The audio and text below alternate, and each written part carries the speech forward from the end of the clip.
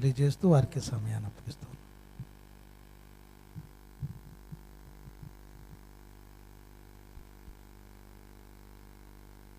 ఈనాటి కార్యక్రమానికి సభాధ్యక్షులుగా ఉండి చక్కగా నడిపిస్తున్నటువంటి ప్రియులు బెన్ని కృపావరం గారికి, అధ్యక్షుల వారికి, ఈ అందమైనటువంటి పురుషోత్తపల్లి అని సుందరమైన గ్రామంలో దేవుని కొరకు, దేవుని యొక్క మాట కొరకు జీవించడం కొరకు, దేవుని మాట వినడం కొరకు చేరువచ్చినటువంటి దేవుని పిల్లలని మీ అందరికీ, ఈ వేదికను అలంకరించినటువంటి దైవజనులకు నా యొక్క హృదయపూర్వకమైనటువంటి వందనాలు మొట్టమొదట నేను తెలియపరచుకుంటున్నాను. నేను ఈ గ్రామానికి రావడానికి మూలాధారం, ముఖ్యం, నన్ను ప్రేమతో పిలిచిన అత్యంత ప్రియులు, దేవుని వాక్యములో విరామము లేకుండా విరివిగా దేవుని యొక్క వాక్యాన్ని ప్రకటిస్తూ పల్లెనక పట్నమనక రాత్రనక పగలనక రేయింబవళ్ళు దైవ ధ్యానములో, దైవ ధ్యాసలో దేవుని కొరకు బ్రతకాలనే కృతనిశ్చయత కలిగి చిన్న వయసులోనే బహు విశేషమైనటువంటి జ్ఞానాన్ని దేవుని గ్రంథములో నుంచి నేర్చుకుని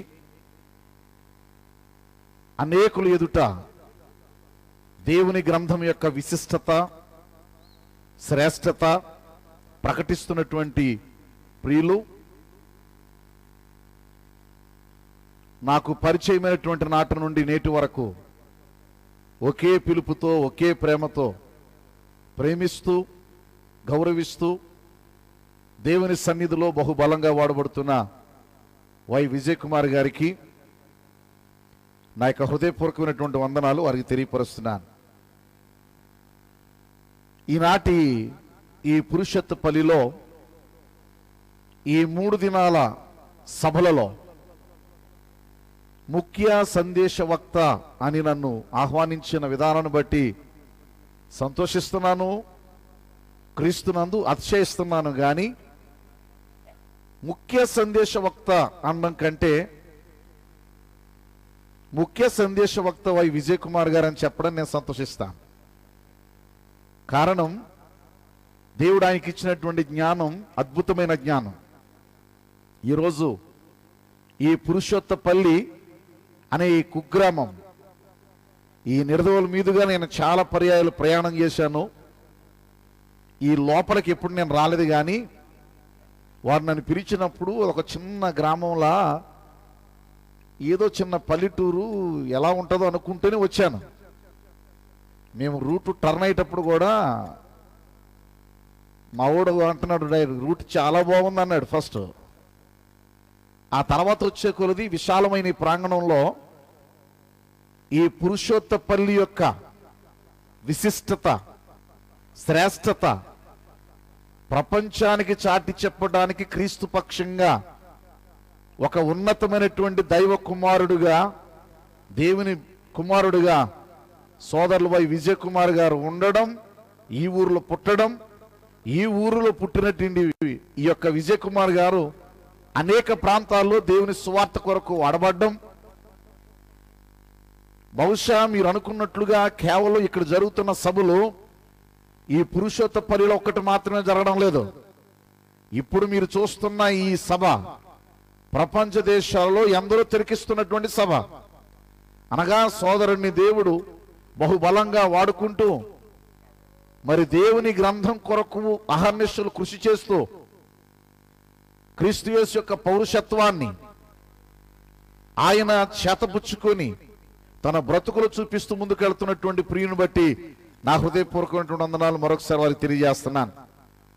దేవుని పిల్లారా, ఈరోజు ఈ నేటి నుండి జరుగుతున్న ఈ సభలలో చాలా సందేశాన్ని మీరు ఆల్రెడీ విన్నారు. ఈ అద్భుతమైనటువంటి ఈ అంశాన్ని వారు ఎక్కడ సభలు మాట్లాడినా అంశం లేకుండా మాట్లాడరు. కానీ ప్రపంచానికి ఒక విలువైన అంశాన్ని ఇవ్వాలి, ప్రజలను ఆలోచింపచేసే అంశాన్ని ఇవ్వాలని తలంచి అందరికీ సంభవించు ఒకే గతి కొందరికే కలగబోవు ఉన్నత స్థితి అనేటువంటి అంశమును ఎంపిక చేసి దాని ద్వారా ఈ పురుషోత్తపల్లిలో ఉన్నటువంటి వారిని మాత్రమే కాకుండా ఈ లైవ్ ద్వారా ఎంతమంది దేవుని మాటలు వింటున్నారో వారందరినీ కూడా ఆలోచింప చేయాలి అనేటువంటి సద్భావంతో ఏర్పాటు చేయబడినటువంటి అంశాన్ని బట్టి నేను చాలా సంతోషిస్తున్నాను. అధ్యక్షులు వారు మాట్లాడుతూ 10 గంటలైందన్నారు. మీ అందరి మొక్కలు చూశాను, కొంచెం ఆకారంలో వికారం వచ్చింది, అంటే 10 దాటింది కదా. కాబట్టి నేను ముఖ్య ప్రసంగికులు అన్నారు కనుక నేను ఎక్కువసేపు మాట్లాడతాను, మీరు భ్రమించొద్దు. కానీ త్వరగా ముగిస్తాను, ఇబ్బంది పెట్టను. కానీ ఒక ఆలోచనాత్మకమైనటువంటి అంశాన్ని ఈరోజు మనం ఈనాటి నుండి ఆలోచించబోతున్నాం కనుక దయచేసి మీ మనసంతా కూడా వాక్యం వైపు ఉంచాలని కోరుతున్నాను.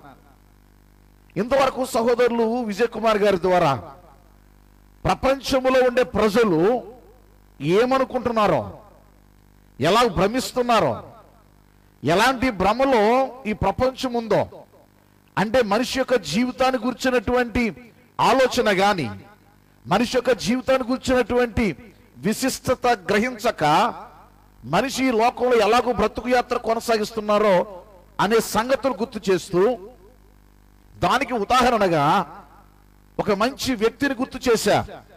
ఎవరా వ్యక్తి? సొలొమోను. సొలొమోను గురించి చక్కటి విషయాన్ని జ్ఞాపకం చేస్తూ యేసుక్రీస్తు ప్రభు వారికి సొలొమోనుకు మధ్య ఉన్న వ్యత్యాసాన్ని చూపిస్తూ సొలొమోను జరగబోయే సంగతుల గురించి ఆలోచించని కారణం చేత, కేవలం ఈ జీవిత కాలాన్ని గురించి మాత్రమే ఆలోచించిన హేతువు చేత సొలొమోను కంటే గొప్పవాడైన యేసుక్రీస్తు ప్రభు యొక్క విశిష్టతను వారు చక్కగా మన కళ్ళ ముందు చూపించి ఆలోచింపచేశారు.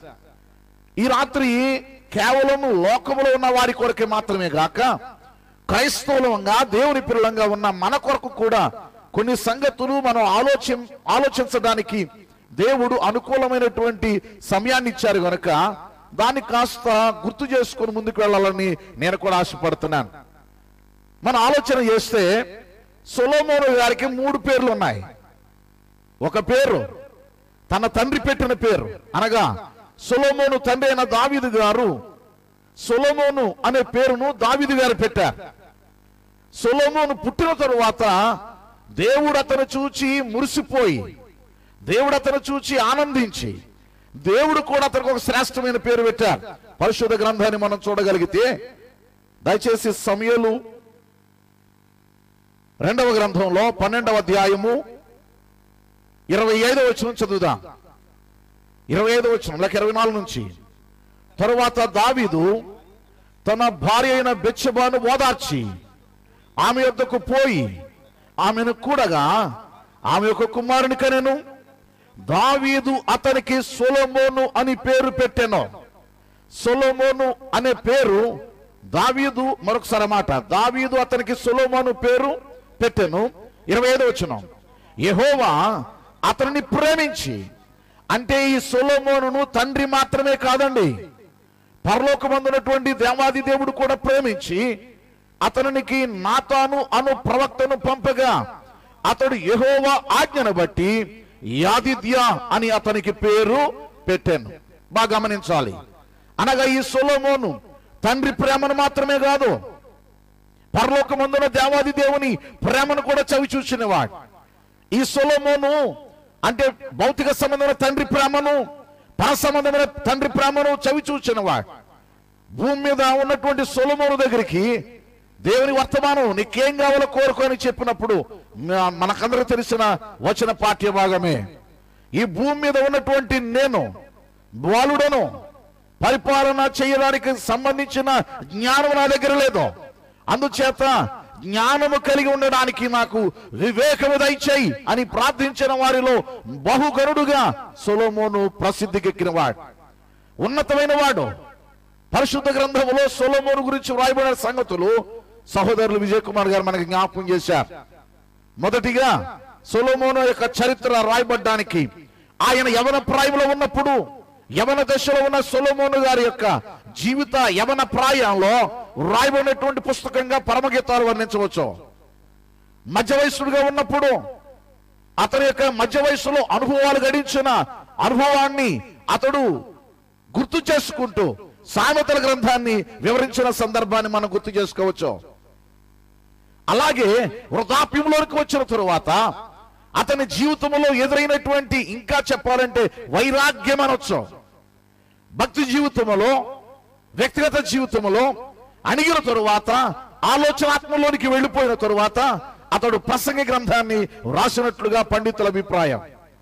దేవుని పిల్లారా, ఈ 3 పుస్తకాలు అనగా పరమగీతాలు, సామెతలు, అలాగే ప్రసంగి గ్రంథాన్ని మనం చదివినప్పుడు ఆయన యవన దశ, ఆయన మధ్య వయస్సు, ఆయన వృద్ధాప్యాన్ని గుర్తు చేసేటువంటి పరిస్థితులలో ఈ యొక్క ప్రసంగి గ్రంథంలో విలువైన మాటలు పొందుపరిచాడు. దాని సంగతిని మనం జ్ఞాపకం చేసుకున్నప్పుడు ముందుగా అందరికీ సంభవించే గతి గురించి ఆలోచన చేశాడు. ఆ తదుపరి 9వ అధ్యాయంలోకి వచ్చేసరికి ఒక విలువైన సంగతిని కూడా అక్కడ రాయడం జరిగింది. అక్కడ ఎవరి గురించి రాస్తున్నాడు 9వ అధ్యాయంలో? దయచేసి ప్రసంగి గ్రంథం 9వ అధ్యాయం ఒక్కసారి తెరిచి ఈ మాటలు మనం జ్ఞాపకం చేసుకుందాం. ప్రసంగి గ్రంథం 9వ అధ్యాయం మొదటి నుండి. నీతిమంతులకును జ్ఞానులను వారి క్రియలను దేవుని వశమైన సంగతిని స్నేహం చేయటైనను ద్వేషించుటైనను మనుషుల వశము లేదను సంగతిని, అది అంతయు వారి వలన కాదను సంగతిని పూర్తిగా పరిశీలన చేయుటకై నా మనసు నిలిపి నిదానింపబూని కొంటిని. ఇప్పుడు ఆలోచన చేయడం ప్రారంభించాడు. ఇప్పుడు అతని ఆలోచనలు ప్రారంభమవుతున్నాయి. ఏంటి అతని ఆలోచనలు? ఇక్కడ చదువు 2వ వచనంలో, సంభవించినవి అన్నీ అందరికి ఏకరీతిగానే సంభవించును. సంభవించినవన్నీ కూడా ఎలా సంభవిస్తున్నాయట? అందరికీ ఏకరీతిగానే సంభవించును. నీతిమంతులకును దుష్టులకును, మంచి వారికిని పవిత్రులకును అపవిత్రులకును, బలులు అర్పించు వారికిని బలులు అర్పింపని వారికిని గతి ఒక్కటే. అంటే తన జీవితంలో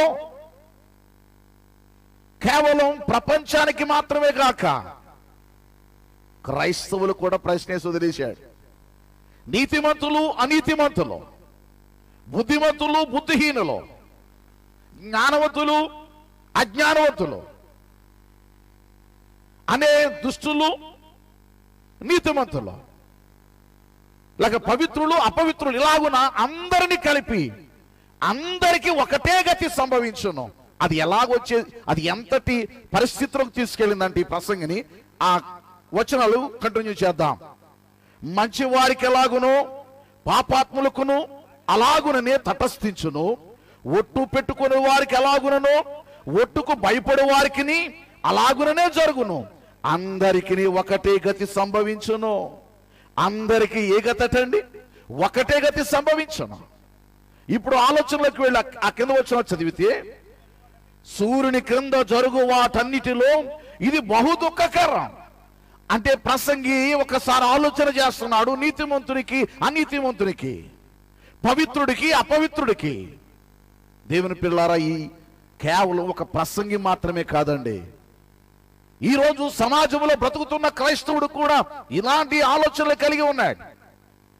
భక్తి జీవితంలో భక్తిలో ఎదుగుతూ, భక్తిలో పెరుగుతూ, భక్తిని కొనసాగిస్తున్న తన బ్రతుకు యాత్రలో అనేకమైన సమస్యలు వచ్చినప్పుడు, అనేకమైన కష్టాలు వచ్చినప్పుడు, అనేకమైన విపత్తులు వచ్చినప్పుడు ఈ క్రైస్తత్వంలో కూడా అనేక మంది ఇలాంటి పరిస్థితుల్లోనికే వెళ్ళిపోతూ ఉంటున్నారు. మనం ఆలోచన చేస్తే నా ముందు మాట్లాడినటువంటి సహోదరులు తెలియచేశారు. ఏమని? మనం గమనించిన కొన్ని సంగతులు, ప్రపంచంలో అడుగుతున్న ప్రశ్నలు ఏంటంటే, మనందరూ తెలిసిన ప్రశ్నలు, దేవుడు ఉన్నాడా? ఉంటే చూపించండి. ఇలాంటి ప్రశ్నలు మనకు ఉంటాయి. ఇప్పుడు ఇంకా లోతుల్లోకి వెళ్ళిపోతే, పరలోకం ఉందా, నరకం ఉందా?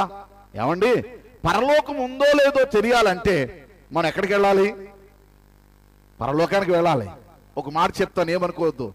భూలోకం ఉందా లేదా అని నేను మిమ్మల్ని అడిగాను అనుకోండి, మీరు ఆన్సర్ చెప్తారు. భూలోకం ఉందా లేదా అని అడిగితే మీరు ఆన్సర్ చెప్తారు, ఉందని చెప్తారు. మీకు ఎలా తెలుసు?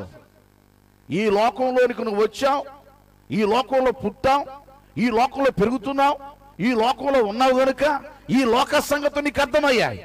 ఈ లోకంలోకి వచ్చిన నీవు, ఈ లోకంలో ఉన్న నీవు, ఈ లోకంలో బ్రతుకుతున్న నీవు, ఈ లోకాన్ని గురించి నువ్వు తెలుసుకున్న వ్యక్తిగా ఎందుకున్నావు అంటే ఈ లోకంలోకి వచ్చావు, ఈ లోకంలో పుట్టావు. మరి లోకంలో పంపింది ఎవరు? లోకంలో పుట్టించింది ఎవరు?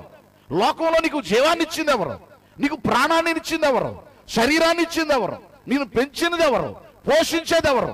నడిపించేది ఎవరు అని ఆలోచించే మనిషి నేటి దినాలలో కనిపించటం లేదు.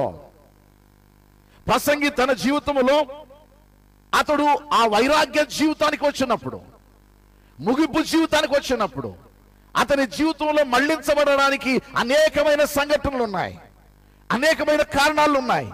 ఒకవేళ నీ జీవితంలో ఈ యొక్క విశ్వాస ప్రయాణంలో క్రైస్తవుడిగా కొనసాగుతున్నప్పుడు, దేవుని కుమారుడుగా కొనసాగుతున్నప్పుడు, దైవికమైన ఆలోచనలో బ్రతుకుతూ ఉన్నప్పుడు నీ కళ్ళ ముందు కూడా నీకు అనేకమైన సంఘటనలు ఎదురవుతూ ఉంటాయి. చాలాసార్లు మన జీవితాల్లో కూడా మనము ఎదురవుతున్న ప్రతి సమస్యకు కృంగిపోయి దేవుణ్ణి ప్రశ్నించిన పరిస్థితులు లేవా?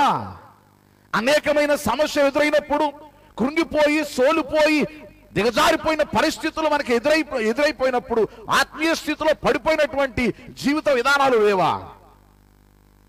ఒక్కసారి మనసు పెట్టండి, ఆలోచన చేయండి. కేవలం ఇవ్వబడిన అంశం ప్రపంచంలో ఉన్న వారికి మాత్రమే కాక క్రైస్తవులను కూడా ఆలోచింపచేసేవం చక్కని అంశం. ఈవేళ నీ జీవితంలో ఎదురవుతున్నటువంటి వాటిని ఒక్కసారి స్మరించు, ఒకసారి తలంచుకో. కేవలం ఈ లోకంలో బ్రతుకుతున్నటువంటి నీవు నేను కూడా మనకు ఎదురవుతున్న పరిస్థితుల మధ్య, మనకు ఎదురవుతున్న స్థితిగతుల మధ్య, మనకు ఎదురవుతున్నటువంటి పరిస్థితుల్లో కుమిలిపోకుండా ఉండడానికి ఈ 3 దినాల సభలలో అమూల్యమైన పాఠాలు నేర్పించడానికి దేవుడు ఈ పురుషత్వ పనిలో దేవుడు ప్రణాళిక వేశారు. బాగా ఆలోచించండి. ఇప్పుడు ఆలోచన చేస్తున్నాడు నీతిమంతులకి అనీతిమంతులకి, పవిత్రులకు అపవిత్రులకు, పరిశుద్ధులకు అపరిశుద్ధులకు, దుర్మార్గులకు, ఇలాగూ వర్ణించుకుంటూ వెళితే ఎప్పుడు 2 కనబడుతూనే ఉంటారు, 2 కనబడుతూనే ఉంటారు. ఇప్పుడు నీ బ్రతుకు యాత్రలో నీవు కూడా కొన్నిసార్లు కృంగిపోయే పరిస్థితులు వస్తాయి.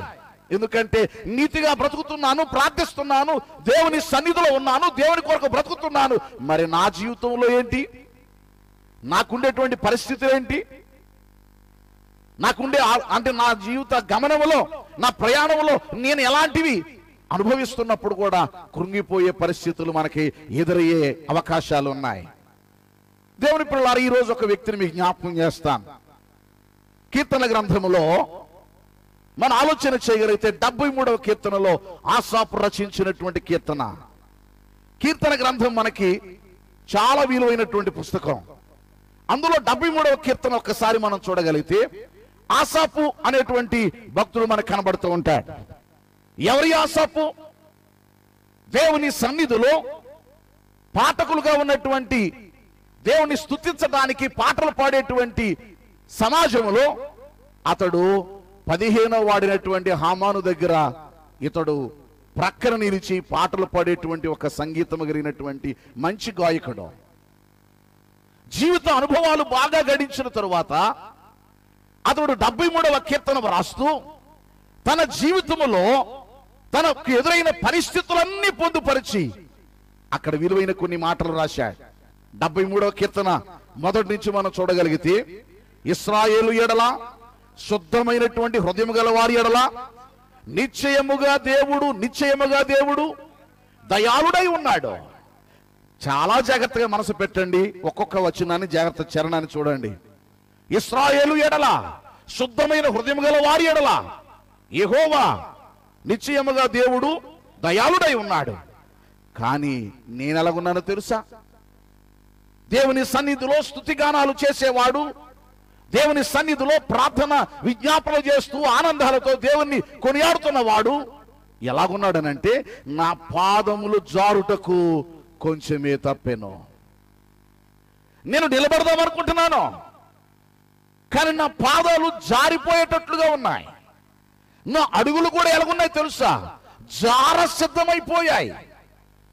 నిత్యము స్తుతిస్తున్న నేను, నిత్యము కొనియాడుతున్న నేను, నాకెవరటువంటి దేవుణ్ణి స్తుతించే గురుతరమైనటువంటి బాధ్యతలో నిమగ్నత కలిగి ఉన్నటువంటి నేను, నాకెదురవుతున్న పరిస్థితులు చూచి నిలబడలేని స్థితిలో, కాలు జారిపోయే స్థితిలో, బలహీనమైన స్థితిలో నేను పడి ఉన్నప్పుడు అతడు మనుషుల వైపు చూడడం మొదలుపెట్టాడు, ప్రపంచం వైపు చూడడం మొదలుపెట్టాడు. దేవుని పిల్లలారా, మన జీవితాల్లో కూడా ఇలాంటి పరిస్థితులు ఎదురవుతున్నప్పుడు మనము కూడా కృంగిపోయే పరిస్థితులు వస్తాయి.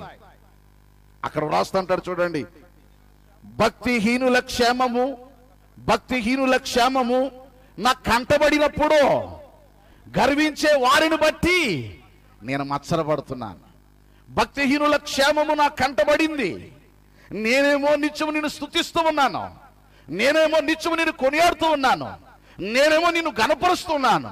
ఇలాంటి పరిస్థితులలో నువ్వు దయాళుడివే, శుద్ధమైన హృదయం గల వారి నువ్వు దయాళుడివే. కానీ నేను ఎలాగున్నాను తెలుసా? నా పాదాలు జారిపోవడానికి సిద్ధంగా, నా అడుగులు కూడా జారిపోవడానికి సిద్ధంగా, నిలబడలేని స్థితిలో, బలహీనమైన స్థితిలో, దిగజారిపోయిన స్థితిలో నేనున్నాను. ఇలాంటి నా స్థితిలో నేను ఒకసారి భక్తిహీనుల క్షేమాన్ని చూచాను. వాళ్ళు భక్తిహీనుడు ఉన్నాడే ఈ భూమి మీద, భక్తిహీనుడు అనేవాడు ఉన్నాడే, అలాంటి వాడిని నేను చూచినప్పుడు, వాడు గర్వంగా తిరుగుతున్న విధానాన్ని చూచినప్పుడు, వాడుకున్నటువంటి అతిశయాన్ని చూచి, వాడుకున్నటువంటి క్షేమాన్ని చూచి, లేక వాడుకున్నటువంటి ఉన్నత స్థితిని చూచి, లోక సంబంధంగా వాడుకున్న పరిస్థితులను చూచి, వాడుకున్న సౌఖ్యాన్ని, వాడుకున్న ఆనందాన్ని నేను చూచినప్పుడు, లోక సంబంధంగా చూచినప్పుడు గర్వించు వారిని బట్టి నాకేం కలిగిందంటున్నాడు? మత్సరం వచ్చిందట. ఏంటి, ఎందుకు వచ్చింది? అసూయ ఎందుకు వచ్చింది? మత్సరం ఎందుకు వచ్చింది? ఇంత భక్తిగా ప్రార్థిస్తున్నాను నేనింత భక్తిగా బ్రతుకుతున్నానే, నాకు వాడికి తేడా ఏంటి? వాడు ఉన్నతంగా కనపడుతున్నాడు లోకంలో, వాడు గొప్పగా కనపడుతున్నాడు లోకంలో, సౌఖ్యంగా కనపడుతున్నాడు. ఎంత సౌఖ్యంగా, ఎంత గొప్పగా ఉన్నాడో తెలుసా? రాస్తున్నాడు చూడండి అక్కడ, మరణమందు వారికి యాతనలు లేవట. కొంచెం జాగ్రత్తగా మనసు పెట్టండి. మరణమందు వారికి ఏమి లేవట? యాతనలు లేవు. ఎవడికి యాతనలు లేవు? ఎవడికండి యాతనలు లేవు? భక్తిహీనుడి కట మరణమందు వారికి యాతనలు లేవట. అంటే భక్తిహీనుడికి యాతనలు లేవంటే భక్తి వారికి ఏమున్నాయన్నమాట అర్థం. యాతన కనబడుతుంది. ఒకవేళ నీ ఆత్మీయ జీవితంలో, నీ ప్రయాణంలో ఒకసారి ఆలోచించినప్పుడు, ఎంతమంది అండి ఇలాగ దిగజారిపోయిన వారు? ప్రభుని నమ్మిన తర్వాత నాకేదో జరుగుతుందని, ప్రభుని నమ్మిన తర్వాత నాకేదో మేలు కలగాలని, ప్రభు నమ్మిన తర్వాత ఏదో పొందాలనుకొని ఆశపడి ప్రయాణం చేస్తూ అవి జరగనప్పుడు నిస్సహాయ స్థితిలోకి వచ్చేవాళ్ళు ఎంతమంది కనపడడం లేదు. అందుకే రాస్తున్నారు చూడండి, మరణమందు వారికి యాతనలు లేవట. యాతనలు లేవు. వాళ్ళు ఎలా ఉన్నారో తెలుసా? వారు పుష్టిగా ఉన్నారట. మరణమందు వారికి యాతనలు లేవట, వారు పుష్టిగా ఉన్నారట. ఇతరులకు కలుగునట్లుగా వారికి ఇబ్బంది లేదట. ఇతరులకు పుట్టినట్లుగా వాళ్ళకి తెగులు కూడా పుట్టడం లేదట. అంటే ఎలాగుంది ఆలోచన తెలుసా? బ్రతుకు యాత్రలో బ్రతుకుతున్న వాడికి లోకం వైపు చూస్తే, తన బ్రతుకు యాత్రలో ఆత్మీయ జీవితంలో ముందు కొనసాగుతున్న వాడు ఈ లోకం వైపు చూచినప్పుడు తలడిల్లిపోతున్నాడండి, మత్సరపడుతున్నాడు. నేనేంటి ఇంత భక్తిగా ఉన్నాను, ఇంత ప్రార్థన చేస్తున్నాను, ఇన్ని కష్టాలా నా జీవితానికి, ఇన్ని శ్రమలా నా జీవితానికి, ఇన్ని బాధలా అని కొన్నిసార్లు మనం కూడా గలిబిలైపోతూ ఉంటాం. మనం కూడా దిగజారిపోతూ ఉంటాం. మనం కూడా కొన్నిసార్లు కంగారు పడుతూ ఉంటాం ఆత్మయాత్రలో. కానీ దాని వెనక ఉండబోతున్న ఉన్నతమైనటువంటి మహోన్నతమైన కార్యాన్ని గ్రహించలేని స్థితిలో ఎందరో దిగజారిపోతున్న పరిస్థితులు నేటి దినాల్లో ఉన్నాయి. ఇక్కడ ఆసాపు పరిస్థితి అదే. తన చుట్టూ ఉన్న వారిని చూచాడు, తన చుట్టూ ఉన్న జనాంగాన్ని చూచాడు, వాళ్ళు క్షేమంగా కనబడుతున్నారు, వారికి యాత్రలు కనబడడం లేదు, వారు బహుబలంగా పుష్టిగా ఉన్నారు, వారికి తెగులు పుట్టడం లేదు, వారికి ఇబ్బందులు కూడా లేకుండా అని ఇబ్బంది కూడా లేదు. వారు చక్కగా సుందరంగా ప్రయాణం చేస్తున్నప్పుడు తన మనస్సు గలిబిలైపోయిందటండి, మచ్చరపడిందటండి, మచ్చరపడిందట. మచ్చరపడి ఏం జరిగిందట? 3వ చరణంలో భక్తిహీనుల క్షేమం నాకు కంటబడినప్పుడు. 5వ చరణం, ఇతరులకు కలుగునట్లు ఇబ్బందులు వారికి కలుగవు, ఇతరులకు పుట్టినట్లు వారికి తెగులు పుట్టదు, కావున గర్వము కంఠహారం వలె వారిని చుట్టుకొనుచున్నది, వస్త్రం వలె వారు బలత్కారము ధరించుకొందురు. ఇక్కడ రాశాడండి. ఇక వాళ్ళు ఎలాగున్నారంటే, ఇక మాట్లాడతారు కదా, మనకు తెలుసు కదా, పరలోకం ఉందా, దేవుడు ఉన్నాడా, ఏమండి, ఇక రకరకాల ప్రశ్నలు ఉంటే ఏం చేశాడు, ఒకవేళ నిజంగా దేవుడిని కూడా ఉంటే నాకు చూపించమను, ఏమండి, ఈ మాటలను ఎలా వస్తాయనుకుంటున్నారు? వారికి ఉన్న క్షేమాన్ని బట్టి అండి, వారికి ఉన్న స్థితులను బట్టి, వారికి ఉన్న పరిస్థితులను బట్టి. దేవుని పిల్లల ఆసాపు కూడా గలిబిలయ్యాడు ఆ స్థితిగతుల్లో. ఒకవేళ నీవు దేవుని కొరకు బ్రతుకుతున్న బ్రతుకు యాత్రలో నీ జీవితంలో కూడా ఇలాంటి గలిబిలు ఎదురైతే, ఇలాంటి కష్టాలు ఎదురైతే, ఇలాంటి శ్రమలే ఎదురైతే, నువ్వు నేను కూడా కొన్నిసార్లు గలిబిలయ్యే అవకాశాలు ఉన్నాయి. నువ్వు నేను కూడా దిగజారిపోయే పరిస్థితులు ఉన్నాయి. అప్పుడు ఆలోచన చేశాడట. అలనాడు ప్రసంగి ఎలాగ ఆలోచించాడో ఈ ఆసాపు కూడా అలాగ ఆలోచించాడట. వాళ్ళు ఎగతాళి చేస్తున్నప్పుడు, వాళ్ళు సుందరంగా నవ్వుకుంటూ తిరుగుతున్నప్పుడు, లోకంలో వారు ఎంతో దర్జాగా బ్రతుకుతున్నప్పుడు వాళ్ళను చూశాడు, వాళ్ళ పరిస్థితులు చూశాడు, వాటిని బాగుగా గుర్తెరిగాడు, మత్సరం తెచ్చుకున్నాడు, వేదన పడడం ప్రారంభించాడు, దేవుని దగ్గర ఆలోచన చేయడం ప్రారంభించాడు. ఆ తర్వాత ఎలాగొచ్చాడో మనం ఈ సమయం అంత లేదు కనుక క్లుప్తంగా జ్ఞాపకం చేస్తాను. 16వ చరణం చదువుదాం. అయినను దీనిని తెలుసుకొనవలనని ఆలోచించినప్పుడు నేను దేవుని పరిశుద్ధ స్థలములోనికి పోయి వారి అంతమును గూర్చి ఏం చేయడం మొదలు పెట్టాడట? ధ్యానించటం. వాళ్ళ గతిని గురించి ధ్యానం చేయడం మొదలు పెట్టాడట. వాళ్ళు ఎలాగో ముగింపు ఉంటుందో, వాళ్ళ జీవితాలు ఎలా జరుగుతాయో. నా ముందు మాట్లాడినటువంటి సహోదరులు చాలా ఉన్నతంగా మనందరికీ పాఠ్యం చూపించారు.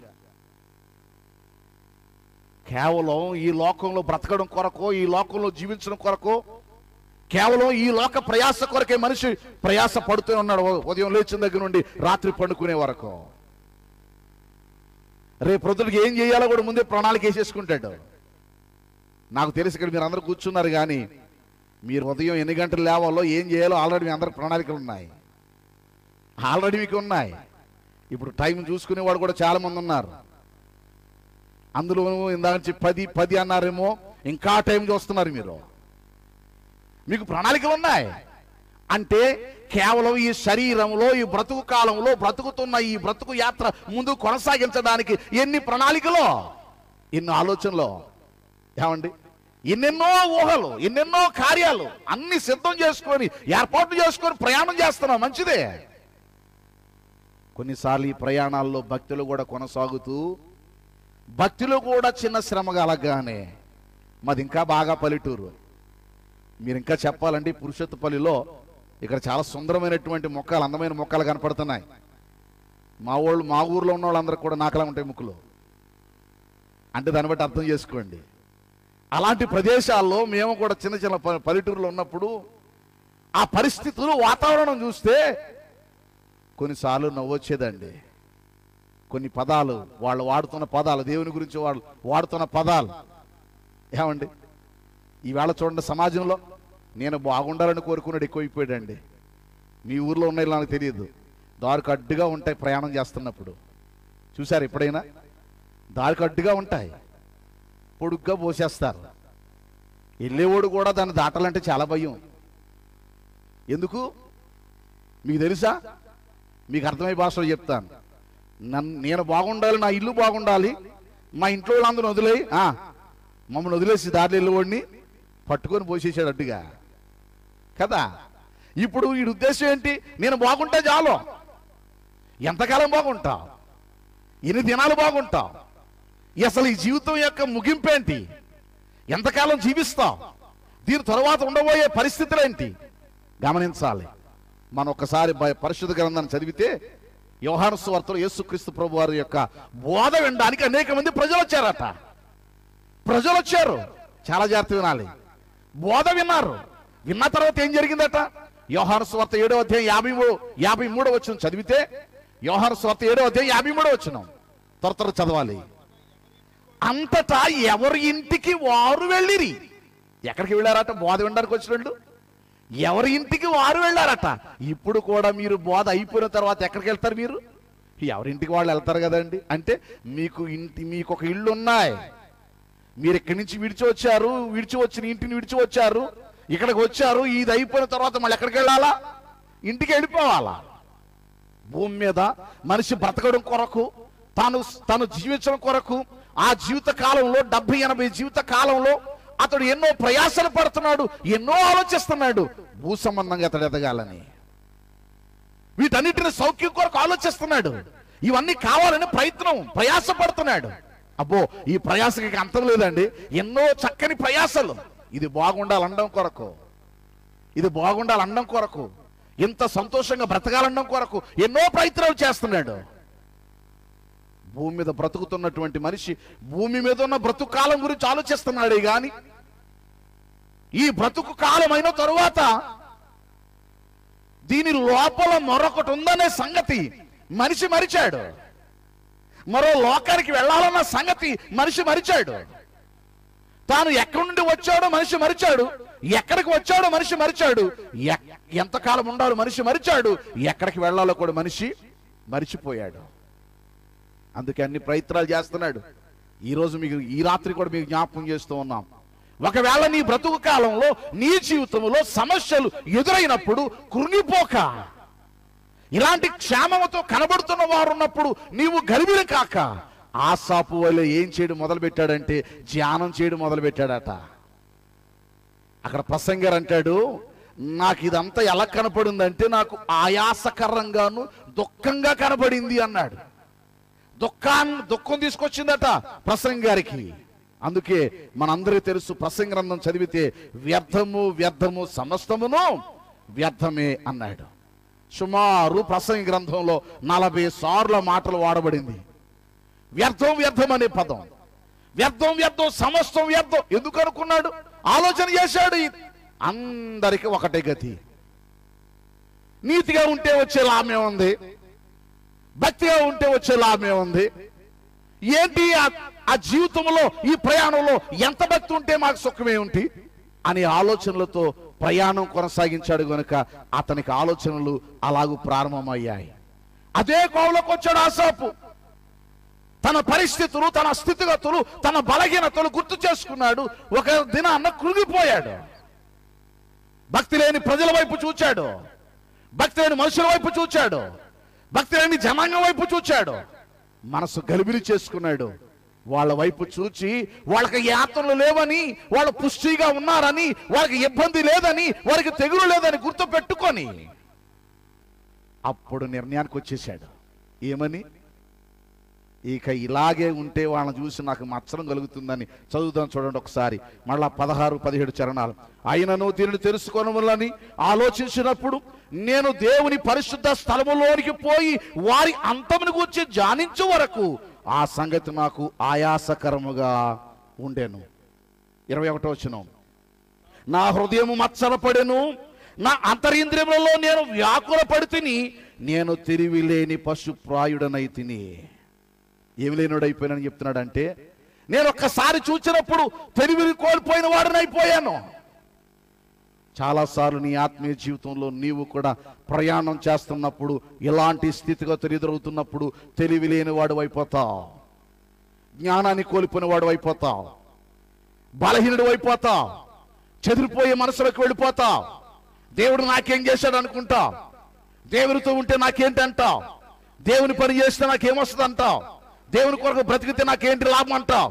కారణం విసిగిపోయిన, వేసారిపోయిన పరిస్థితులు నీ జీవితంలో నీకెదురు కావచ్చు.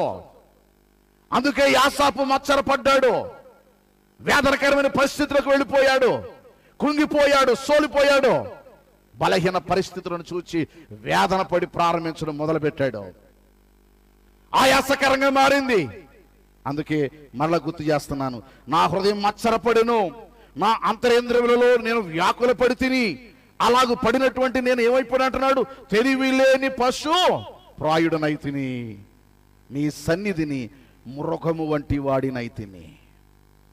అలాగూ ఆలోచించుకున్న నేను పశుప్రాయుడిగా మారిపోయాను, మృగలా మారిపోయాను. నా జీవిత గమ్యాన్ని గురించి ఆలోచించలేని స్థితికి వచ్చేసాను. నువ్వు ఎంతటి వాడువైనా, ఎంతటి పరిస్థితులు ఉన్నవాడవైనా, ఈ లోకం నీకు శాశ్వతమైనది కాదు. నువ్వు ఎంతకాలం జీవించు. తమిళనాడు రాష్ట్రాన్ని పరిపాలించినటువంటి, ముఖ్యమంత్రిగా పరిపాలించినటువంటి, సీఎంగా పరిపాలించిన సహోదరి మీ అందరూ తెలుసు. ఎవరామే? జయలలిత. జబ్బు చేస్తే లండన్ నుంచి వచ్చారట డాక్టర్లు. లండన్ నుంచి వచ్చిన డాక్టర్లు ఏం చేశారు? ప్రాణాన్ని నిలబెట్టగలిగారా? తన దగ్గర ఉన్నటువంటి ధనధాన్యాలు ఆమె నిలబెట్టగలిగాయా? బ్రతుకు యాత్రలో ఆమె జీవించిన జీవిత కాలంలో ఒక రోజు ముగింపన్న ఉన్నదన్న సంగతి ఒకవేళ మరిచిందో లేదో నాకు తెలియదు, కానీ సంపాదించడంలో ఏది ఒక్కడు కూడా తన వెంట పట్టుకుని వెళ్ళలేదు. ఎప్పటికీ కొట్టుకు చేస్తున్నారు, నేను నాది నాది. తనది కాదా? తనది కాదు. తనకు రాదా? తనకు రాదు. నాకు బాగా గుర్తుండిపోతుందండి. ఇంకా కొంచెం మీతో ఫ్రీగా మాట్లాడాలని ఆశ ఉంది, కానీ లైవ్ జరుగుతుంది కదా. 3 దినాలు ఒక కూతురు వస్తుందని చెప్పి, తల్లి చనిపోయిందని చక్కగా మంచిగా తల్లి శరీరాన్ని దాచిపెడితే కూతురు వచ్చిందండి. నాకున్న దౌర్భాగ్యం ఏంటంటే, ఎక్కడైనా చనిపోయిన చోటకు వెళితే ఏడుస్తున్న వాళ్ళు ముఖం చూడడం అలవాటు. నాకు చిన్నప్పటి నుంచి ఉన్న అలవాటు ఏంటంటే, మా అమ్మమ్మ ఏం చెప్పేదంటే, చచ్చిపోయిన వాళ్ళు ఏమవుతారని చెప్పేది. అందుకని చచ్చిపోయిన దగ్గర కళ్ళు మూసుకుని అసలు. ఇంకో రెండో ఉన్న అలవాటు ఏంటంటే, ఏడ్చేవాళ్ళు అంక చూడడం అలవాటు. ఈ కూతురు వస్తుంది అనుకుంటే, కూతురు వచ్చింది 3వ రోజు సాయంకాలానికి. మా మండలంలోనే, ఊరి పేరు చెప్పను. తీరా వచ్చిన తర్వాత కూతురు వచ్చింది. అందరూ అనుకుంటున్నారు 3 రోజుల నుంచి కాసు కూర్చున్నాం, కూతురు వచ్చింది, ఎంత ప్రేమో, ఏం చేద్దాం అనుకుంటుంటే దగ్గరకు వచ్చిందండి. దగ్గరకు వచ్చింది. అందరం రెడీగా ఉన్నాం, ఎందుకంటే ఇక ఎప్పుడు వస్తుందో, ఎప్పుడు ఏడుస్తుందో అన్నీ తీసుకెళ్ళిపోతాను. మా బాధ మాది. 3 రోజుల నుంచి కాపు కాసు కూర్చున్నాం, బయటికి వెళ్ళిపోదామంటే అదో బాధ కదా. వచ్చిందండి, తల్లి దగ్గరికి వచ్చింది. దేనంగా దగ్గర తీసుకొచ్చారు. మీరు నమ్ముతారా? ఈ మైక్ నా దగ్గర ఉండిపోయింది, కానీ ఇలా చెయ్యి తీసుకుంది, అంతే అయిపోయింది. నేను మామూలుగా నన్ను మైక్ ఉంది కాబట్టి, దగ్గర ఉన్నది నేనే. అందరికీ గుండె జారింది లేదు, నాకు మాత్రం జారిపోయింది. చాలా గట్టి గరిచింది, అంతే ఏడుపు. నెమ్మదిగా తల్లి శవాన్ని తీసుకెళ్తారు. అడిగిన ప్రశ్న ఏంటో తెలుసా? చెవులీలు ఇప్పేశారా అని. ఏంటది? చెవులీలట. అంటే అంత ప్రేమగా పెంచుకున్న కూతురు ఆ తల్లి ప్రేమని ఏమి సంపాదించుకుందంటే 2 మాటలు, ఆ వెనకున్నటువంటి ఆస్తులు. దేవుని పిల్లలారా, ఏది నీ వెంట రాదో, ఏది నీకు శాశ్వతమైంది కాదో, లోకం వైపు చూచినప్పుడు, లోకంలో బ్రతుకుతున్నప్పుడు, లోకపు ఆలోచనలను కలిగి ఉన్నప్పుడు కృంగిపోతావు. పరిస్థితులు దిగజారిపోతాయి. పరిస్థితులు అవగాహన లేనప్పుడు పశుప్రాయులమైపోతాం, మృగాల వంటి మనసులోకి వచ్చేస్తాం. అందుకే ఇలాంటి సభలు అవసరం. నువ్వు ఎక్కడి నుంచి వచ్చావో, ఎక్కడికి వచ్చావో, ఎందుకోసం వచ్చావో, ఎవరి కోసం వచ్చావో, ఎంత కాలం ఉంటావో, ఎక్కడికి వెళ్ళాలో తెలియచేసేదే పరిశుద్ధ గ్రంథం. ఈ సందర్భంగా ధైర్యంగా ఒక మాట చెప్తాను. మేమైతే ఇక్కడెక్కడ చుట్టుపక్కల దేవుని సేవ చేస్తూ, మాకున్న సంఘాలు మేము బలపరుచుకుంటూ మేము తిరుగుతున్నాం. కానీ తమ్ముడు విజయ్ కుమార్ గారి గురించి చెప్పాలంటే, బైబిల్ గ్రంథం యొక్క విశిష్టత చాటి చెప్పడంలో కంకణం కట్టుకుని ప్రపంచ దేశాలకి ఈరోజు వెళ్ళడానికి సిద్ధపడి, మీ అందరూ తెలుసో తెలీదో, భారత్ టీవీ ఉంది, మనందరికీ తెలుసు. నిన్నగాక 2 రోజుల క్రితం, అంటే 2-3 రోజుల క్రితం భారత్ టీవీలో విజయ్ కుమార్ గారి కోసం చర్చనీయాంశం అయిపోయింది. భారత్ టుడే టీవీ ప్రోగ్రాంలో నేనెప్పుడు సర్వసాధారణ కూర్చోను, వెంటనే పెట్టాను. సారీ, నేను పెట్టలా, నేను నా రూమ్లో ఉన్నాను, ఎవరో చూశారు, మా పిల్లలు ఎవరో త్వరగా. ఎందుకంటే ఈ మధ్యకాలం బాగా అటాచ్ అయిపోయి ఈయన మా కుటుంబాన్ని బాగా దగ్గరయ్యారు. దానితో పిల్లలు చూసి వెంటనే పిలిచి ఏమన్నా ఎందుకేంటంటే విజయ్ కుమార్ గారు ఏంటి టాపిక్, బైబిల్ గ్రంథం మీద పుస్తకం రాశాడట ఒకడు, అతనితో వాదనకి వెళ్ళాడట ఈయన. ఏంటో వాదన తెలుసా? అది తప్పు అని మేము నిరూపిస్తాం, నిరూపిస్తే నీవు బైబిల్ గ్రంథాన్ని స్వీకరించాలి, నువ్వు క్రైస్తవుడు అయిపోవాలి, కాదని నువ్వు నిరూపిస్తే నేను నీ మతంలోకి వచ్చేస్తానన్నాడు ఈయన. అది వాళ్ళేమంటారో తెలుసా? అబ్బాయి అలా కాదు, నీ మతం నువ్వు చెప్పుకో, మా మతం మేము చెప్పుకుంటాం, బైబిల్ గ్రంథంలో ఉన్నది తప్పని మేము నిరూపిస్తాం, కాబట్టి నువ్వు నిరూపణ చేస్తే మేము పుస్తకం రాస్తాం మానేస్తాం అంటున్నారు వాళ్ళు. నేనంటున్నాను, మీరు ఏమనుకోకుండా మోటు సమేత ఇది లైవ్లో వెళ్తుంది కదా, కుక్క మురిగిందని అలా చూస్తారేంటి? జంగంవాడు పరపతి ఎప్పుడు పోదంటారు చూసారా? ఎవడెవడో బైబిల్ జ్ఞానం లేనివాడు బైబిల్ గురించి తప్పుడు మాటలు రాసి బైబిల్ అర్థం కాక, దేవుని జ్ఞానం అర్థం కాక తప్పుడు కోతలు తప్పుడు రాతలు రాస్తే బైబిల్ గ్రంథం విశిష్టత పడిపోద్ది అనుకుంటే పొరపాటు. బైబిల్ గ్రంథం యొక్క విశిష్టత నిలబెట్టడానికి క్రీస్తు సైనికులుగా పనిచేసే యోధాన యోధులు ఎందరో ఉన్నారు. అందులో ఈ పురుషోత్తపల్లిలో ఒక సింహం పుట్టింది, ఒక సింహం పుట్టింది. చూడ్డానికి కనపడడానికి నేను గొలియాతులా ఉన్నాను, దావీదులా ఉన్నాడు. అందుకే ముఖ్య ప్రసంగిక నేనే కాదు బాబు, ఆయన ఎందుకన్నానంటే దావీదు చిన్న దెబ్బ కొడితే పడిపోయి, నేను అలాంటి ఒక సింహం పుట్టింది పురుషోత్తపల్లి. పురుషోత్తపల్లిలో ఉన్న దైవజనుడు క్రైస్తవుడు సంతోషంగా సగరుగా చెప్పాలి. ఎందుకో తెలుసా? ప్రపంచానికి దైవ గ్రంథం యొక్క విలువ చాటి చెప్పడానికి ఒక సింహం ముందుకెళ్తుంది. డబ్బుండి కాదు, డబ్బు లేదు, కట్టిక భేద స్థితిలో నుంచి దేవుని కొరకు బ్రతకడం నేర్చుకొని దైవత్వాన్ని పొడగబుచ్చుకొని, ఒకవేళ ఈయన కన్న తండ్రి ఇక్కడ ఉంటే నా జోహార్లు ఆయనకి, నా హృదయపూర్వక వందనాలు. ఒక మంచి బిడ్డను కానీ ప్రపంచానికి దేవుని కొరకు అప్పగించాడు. పగలు రాత్రి లేదండి, మధ్యాహ్నం దాకా నా ఫోన్. నేను కూడా ఒక సభలో ఉన్నాను, చిన్న మీటింగ్లు ఉన్నాయా లేవా, నేనే చేద్దాం అనుకున్నాను ఫోన్. ఇగో కదా మరి నేను ముఖ్య ప్రసంగికుడిని, నేను చేస్తే అలా కూర్చొని చూద్దాం తమ్ముడు చేస్తాడా. యథార్థం చెప్తున్నాను, ఆయన చెయ్యకపోయినా నేను వస్తాను, నన్ను ప్రసంగికుడిగా పిలవకపోయినా నేను వస్తాను. ఎందుకంటే దేవుని కొరకు పోరాడుతున్న యోధుడండి, దేవుని కొరకు పోరాడుతున్న యోధుడు. కష్టపడి శ్రమపడి దేవుని కొరకు మహోన్నతమైన లోకంలో అనేక ఆత్మలు సంపాదించాలి, నన్ను పుట్టించడం ఆ దేవుని కొరకు బ్రతకాలన్న ఒక కృతనిశ్చయతతో, ఒక సంఘం కొరకు కాదండి, సమాజంలో ఉన్నటువంటి అనేక ఆత్మల కొరకు ప్రయాసపడుతున్న ఒక యోధుడు. మీరు కేవలం టీవీలో గంట సేపు మీరు మెసేజ్ లేని ఆ మెసేజ్ చూసి పొరపడ్డారు కాక అసలైంది లోపల ఉంది. అది ఇప్పుడు బయటకి ఇప్పుడు మొన్న విప్పాడు ఒకటి దగ్గర, బూట్ అదిరిపోయింది, నేల అదిరిపోయింది. విప్పడు చూడడానికి చాలా గట్టిగా ఏదో పొట్టిగా కనపడతాడు, పొట్టోడు కదా అనుకోకూడదు సుమా, చాలా గట్టాడు. క్రీస్తు నామం కొరకు ప్రకటించడానికి యోధుడిగా నిలబడిన పురుషోత్తపల్లి గ్రామం యొక్క పేరును ప్రపంచానికి చాటి చెప్పడానికి వచ్చాడండి.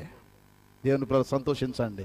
మీరు కూడా ఎందుకు జ్ఞాపకం చేస్తామో తెలుసా? ఇక్కడ ఒక టైటిల్ పెట్టారు. ఏ టైటిల్ తెలిసి? ఇది ఐక్య క్రైస్తవ, చెప్పాలి ఐక్య క్రైస్తవ మహాసభలట.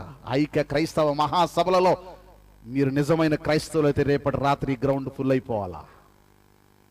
రేపటి రాత్రి మీ క్రైస్తవ్యాన్ని చాటి చెప్పండి. ఈ రోజు క్రీస్తు విరోధులు అనేక మంది ప్రపంచంలో కంకణాలు కట్టుకొని బైబిల్ని తప్పుడు కోతలుగా కూసి బైబిల్ గురించి తప్పుడు మాటలు మాట్లాడుతుంటే, ఇంకా ఈ పురుషోత్తపల్లి కాదండి, ప్రపంచంలో క్రైస్తవులు అందరూ ఏకం కావలసిన దినాలు వచ్చాయి. ఇప్పుడు ఏకం కావాలి. ఎందుకు? క్రీస్తు నామాన్ని గొప్ప చేయాలి కనుక. సమాజంలో ఉండేటువంటి వాటిని లోకాశల కొరకు ప్రయాసపడుతుంటే క్రైస్తవుడు క్రీస్తు కొరకు ఎలా పడాలి? ప్రయాసపడేవాడై కావాలి. అందుకే ఆసాపు ఒక్కసారి ఆలోచన చేశాడు, చుట్టువైపు గమనించాడు, సమాజం వైపు చూచాడు, కృంగిపోయాడు, మరలా ధైర్యం తెచ్చుకున్నాడు. ఒక ఆలోచనకు వచ్చేసాడు. ఏంటో తెలుసు ఆలోచన? దయచేసి చూడండి ఒకసారి 23వ చరణంలో. అయినను నేను ఎల్లప్పుడు నీ యొద్ద ఉన్నాను, నా కుడి చెయ్యి నిన్ను పట్టుకొని ఉన్నావా, నీ ఆలోచన చేత నన్ను నడిపించదవు, తరువాత మహిమలో నీవు నన్ను చేర్చుకుందువు. మొదట చూచి గలిబిలైపోయాడు, మొదట చూచి కృంగిపోయాడు, మొదట చూచి అలసిపోయి అనుకున్నాడు, ఇదిగో వాడే బాగున్నాడు, నాకేంటి బతుకు అనుకున్నాడు. ఆ తర్వాత అంటున్నాడు, లేదు లేదు, ఈ బ్రతుకు నాకు శాశ్వతమైనది కాదు. తదుపరి ఉండబోతున్నటువంటి సంగతిని గుర్తెరిగి, తదుపరి ఉండబోతున్న సంగతులను బాగుగా ఆలోచన చేసి ఇప్పుడు మనసు ధైర్యం తెచ్చుకుని అంటున్నాడు, ఆకాశమందు నీవు నాకు ఉండగా లోకములో ఏది నాకు అక్కరలేదు. ఏమి నిర్ణయం అండి ఇది? నాకు మణులు మాణిక్యాలు వద్దు, ఆస్తిపాస్తులు వద్దు, ఆకాశమందు నీవు నాకున్నావు, నీవు నాకుండగా లోకంలో ఏదియో నాకు అక్కరలేదు. నిర్ణయానికి వచ్చాడు, ఒక నిర్ణయం తీసుకున్నాడు.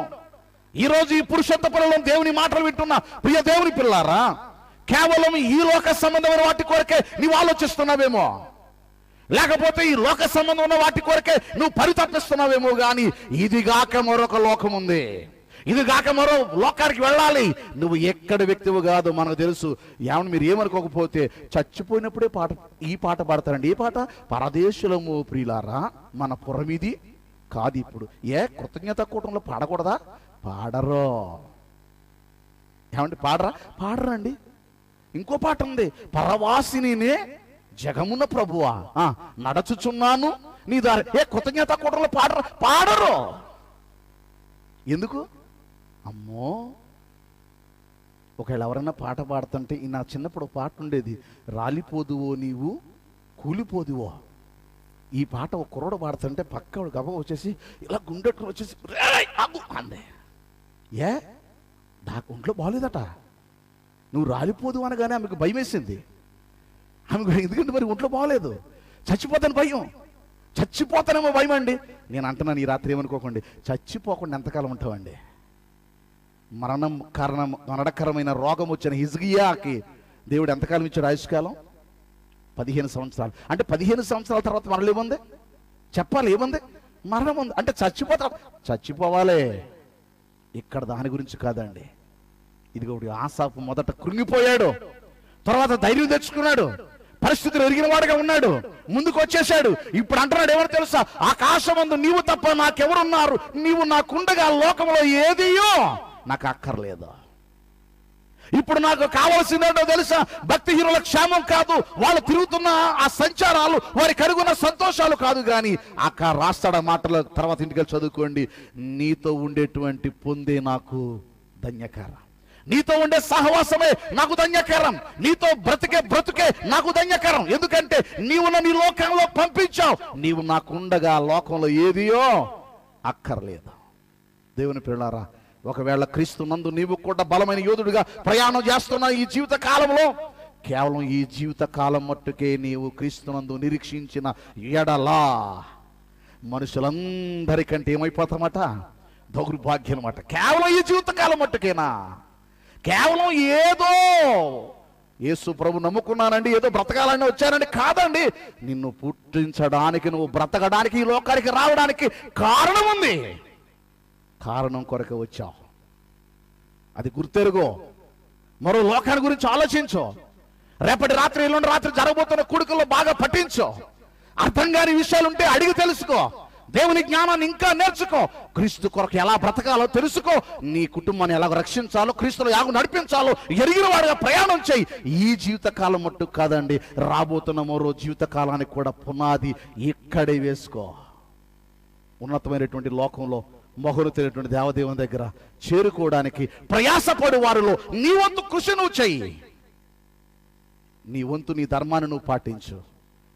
అపోస్తలుడైన పౌలు అంటాడు, ఇప్పుడు నేను అనుభవించుచున్న శ్రమల యందు సంతోషించుచు, ఇప్పుడు నేను అనుభవించుచున్న శ్రమల యందు సంతోషించుచు క్రీస్తు అను ఆయన శరీరము కొరకు క్రీస్తు పడినటువంటి పాటలలో, క్రీస్తు శరీరము కొరకు క్రీస్తు పడిన పాటలలో కుదువైన వాటి యందు నా వంతు, నా శరీరం అందు ఏం చేస్తాను? సంపూర్ణం చేస్తాను. నిర్ణయం తీసుకున్నాడు. ప్రభు కొరకు ఎలా బ్రతకాలో ఆలోచించాడు. ప్రయాసపడుతున్న తన జీవిత కాలంలో ఒక చక్కని మాట ప్రపంచానికి చాటి చెప్పాడు. రేపటి రాత్రిలోని రాత్రి అద్భుతమైన మాటలు వినబోతున్నారు. ఆలోచన చేయండి. కృంగిపోతున్నావా నీ పరిస్థితులు చూచి? కృంగిపోతున్నావా నీకు వచ్చిన వ్యాధులు చూచి? కృంగిపోతున్నావా నీకు వచ్చిన సమస్యలు చూచి? నీవు కూడా లోకస్తుల వలె లోకాన్ని చూచి ఒకవేళ అలాగ ఆలోచిస్తే ఈ లోకం నీకు శాశ్వతమైనది కాదు, మరో లోకం ఉంది. ఆ లోకం కొరకు నువ్వు ఆలోచించాలి. ఈ లోకంలో 70-80 సంవత్సరాల బ్రతుకాల గురించి ఆలోచిస్తున్నావు, మంచిదే. కానీ ఆ తదుపరి రాబోతున్న మరో లోకం గురించి కూడా ఆలోచించకపోతే ఇది ఎక్కడితో ఆగేది కాదు. రెండు ఉన్నాయి. ఒకటి పరలోకము, రెండవది నరకం. ఎక్కడికి వెళతావో, ఎక్కడికి వెళ్ళబోతున్నావో, ఏది నీ గమ్యస్థానమో ఆలోచించుకొని ప్రభు కొరకు ప్రయాస పడుతున్న వారికి సహకారం అందించి, తోటి వారిని పిలిచి దేవుని యొక్క సన్నిధిలో అనేక ఆత్మలు సంపాదించడంలో ప్రయాసపడినటువంటి జాబితాలో ఉంటే బహుధన్యుడు. రేపటి రాత్రి, ఎల్లుండి రాత్రి జరగబోతున్న కూడికలకు అనేక మందిని ప్రోత్సహించండి. క్రీస్తు కొరకు అనేక ఆత్మలు సంపాదించండి. ప్రయాసపడు. ఈ సభలలో నీ వంతు, నీ కృషిని అందించాలని ప్రభు నామమును కోరుతూ మన జీవితాల్లో మనం స్వపరీక్ష చేసుకుంటూ దేవునికి మరింత దగ్గర కావాలని, చేరు కావాలని కోరుకుంటూ ఈ మాటలు ముగిస్తుంటున్నాను. దేవుడు వినికుల్లో దీవించును గాక. చిన్న ప్రార్థన. మహాగణుడ, మహోన్నతుడా, ఈ రాత్రి మీరు మాకు నేర్పిన పాఠాన్ని బట్టి మీ నామాన్ని గణపరుస్తున్నాం. ఈ లోకం మాకు శాశ్వతమైంది కాదు నాయన. ఈ లోకస్తుల వల్ల మేము కూడా ఆలోచించినట్లయితే, లోకంలో బ్రతుకుతున్న మేము లోకం వైపే చూచి మా జీవిత దినాల గురించి మేము ఆలోచించినట్లయితే అది మాకు ప్రయోజనకరం కాదనే సంగతి మీరు మాకు నేర్పారు. ముందుగా మాట్లాడిన సోదరుని ద్వారా మంచి మాటలు మాకు బోధించారు. తదుపరి మాటల్లో కూడా మీరు మాకు పాఠాన్ని నేర్పారు. నేర్చుకోవడానికి ఇంకా 2 దినాలు మా ముందు ఉంచారు. మేము వచ్చాం, మీ సన్నిధిలో కూడుకున్నాం, నీ మాటలు ధ్యానం చేసుకున్నాం, ఆలోచనలో తీసుకున్నాం. మరి కాస్త లోతుల్లోనికి వెళ్ళడానికి ప్రయాసపడబోతున్నాం.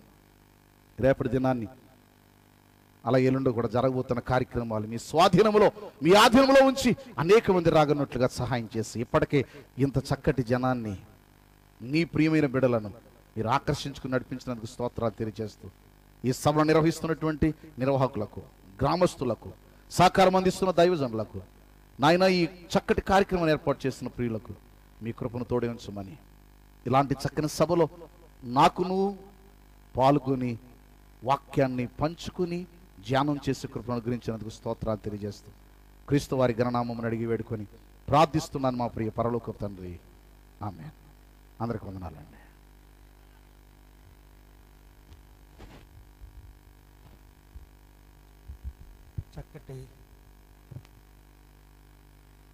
చక్కటి వర్తమానం అందించినటువంటి ప్రియులు మరి మోజెస్ గారికి ఈ యొక్క సభల పక్షంగా మనందరం లేచి నిలబడి ముగింపు ప్రార్థన, ప్రభు ప్రార్థన.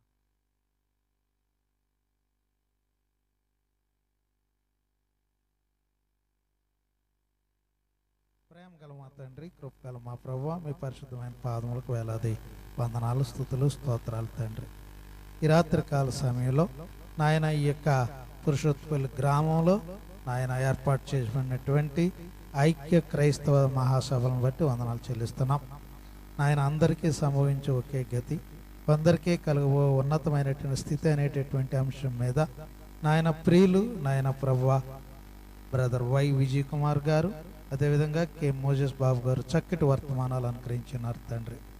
విత్తబడినటువంటి వాక్యం నాయన మంచి నేలను పడిన విత్తనం వలె నాయన నూరంతలుగా ఫలించడానికి కృప చేయండి తండ్రి. వేదిక మీద నాయన ఇంకా జరగనైనటువంటి 2 రోజులు నాయన సభల కొరకు ప్రత్యేకమైన ప్రార్థన చేస్తున్నాను. మంచి వాతావరణాన్ని అనుగ్రహించండి. సమస్తమైనటువంటి ఆటంకాలని నజారుడైన యేసు నామములో దూరపరచండి తండ్రి.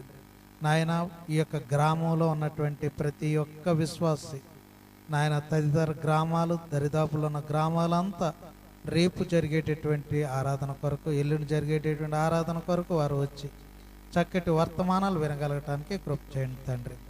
దాసులను మరుగుపరిచి మంచి వర్తమానాలు అనుగ్రహించినందుకు వందనాలు. అదేవిధంగా వేదిక మీద ఉన్నటువంటి ప్రతి ఒక్క సంఘ కాపరి కొరకు ప్రార్థన చేస్తున్నాను. వారు నాయన ఈ యొక్క ఐక్య సభల్లో వారు ఇచ్చినటువంటి సహకారాన్ని బట్టి వందనాలు చెల్లిస్తున్నాను. నాయన మంచి నాయన సౌండ్ సిస్టమ్, నాయన మంచి నాయన ప్రభు లైవ్, అదేవిధంగా మా ప్రభు మంచి అరేంజ్మెంట్ కూడా వందనాలు చెల్లిస్తున్నాం. ఇప్పుడు వచ్చినటువంటి బిడ్డలందరినీ ఒక్కొక్కరిని దర్శించండి. ఒక్కొక్క బిడ్డను మీరు ఆశీర్వదించండి తండ్రి, దీవించండి. వారి జీవితాల్లో ఉన్నటువంటి అనారోగ్యాలు విడుదల కలుగు చేయండి. సమస్యలు సమాధానం, అక్కర్లో సహాయం చేయండి తండ్రి. ఈ కూడికలకు కూడి వచ్చిన బిడ్డలందరికీ ఆశీర్వాదకరంగా చేయండి నాయన. ప్రతి ఒక్కరూ క్షేమంగా గృహాలకు చేర్చండి. రాత్రుల్లో అందరి గృహాల చుట్టూ, పడకల చుట్టూ మీ పరిశుద్ధాత్మ దేవదూతలను కంచెగా ఉంచండి. అంధకార శక్తులు దుష్టుడు దురాత్మ దరిదాపులోకి రాకుండా కాపాడు. మీ చిత్తమైతే మరి యొక్క నూతన దినంలో మేము ప్రవేశించి మీకు వందనాలు చెల్లించడానికి కృప చేయండి. అయోగ్యుడును ఎన్నికలైనటువంటి నన్ను మరుగు నాయన ప్రభువ ఈ మంచి కార్యక్రమానికి అధ్యక్షులుగా నాయన ఏర్పాటు చేసినటువంటి విధానాన్ని బట్టి వందనాలు. విజయ్ కుమార్ గారు నన్ను ప్రేమించి ఇచ్చినటువంటి ఈ ఆధిక్యతను బట్టి వందనాలు. రావాల్సిన దీవెనలు అనుగ్రహించండి. మహిమ ఘనత ప్రభావాలు మీరే పొందవలసిందని ప్రభును ప్రియరక్షుడైన యేసుక్రీస్తు వారి యొక్క అతి పరిశుద్ధ నామములో అతి వినయముగా అడిగి వేడుకొంచున్నాం తండ్రి, ఆమేన్. పరలోకమందున మా తండ్రి, నీ నామం పరిశుద్ధ వచ్చుగాక, రాజ్యం వచ్చుగాక, చిత్తం పరలోకం నెరవేర్చునట్లు